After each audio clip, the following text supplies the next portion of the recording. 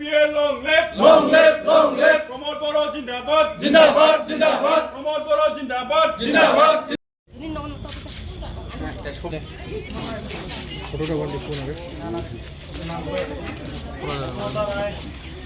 Video लानांगौ दा भिडिअनिफ्रायसो जों नुनो मोनदों नोंथांमोना दिनै जयैनो हाबाफारि खुंफुदों बिथांमोनाबो सिगां बबेबा राजखान्थि दोलो दंमोन दिनैहाय जोंनि दतमा ब्लकनि सिङाव थानाय दतमा सिखारगाव आरो हगमा बिल आरो सेरफांगुरि ओनसोलनिफ्राय गासै 30 जन जोंनि राजबंसि जनगोष्ठीनिफ्राय जोंनि इउपिपिएल दोलोनि दा प्रमद बर' सारनि आदर्श नीतिखौ मोजां मोननानै बिथांमोना जोंनि दोलोआव हाबफैदों। दा बिथांमोना सिगाङावहाय बिजेपि दोलोआवहाय बावैसो सिगाङावहाय जगदान जादोंमोन। नाथाय बिथांमोनहा बिजेपि दोलोनि माखासे आदर्श नीतिखौ खाबजानाय मोनाखै। बिथांमोननि सोलिनाय बा बिथांमोननि सानस्रिखौ मोजां मोनाखै।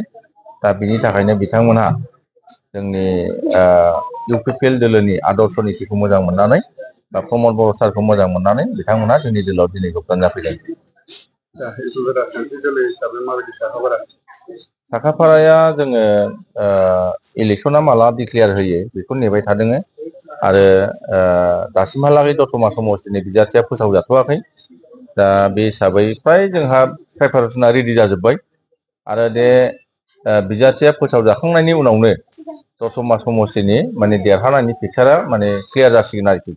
खारन जेरैबायदि प्रिपारेसन गासिबो जाथि जनगोष्ठीनिफ्राय गोबां जोङो अनसायनायखौ मोनदों। दिनैहाय गोबां जोंनि राजबंसि जनगोष्ठीनिफ्राय जोंनि दोलोआव जगदान जाबावनांगौ दङ। गोबां जगदान जाबाय आरो जोङो माखासे माने जयनिं प्रग्रामखौ जोङो माने लाथ'नो हायाखै आरोखि। खारन बिजाथिया जिहेथु जोंना डिक्लेयार जाथ'वाखै।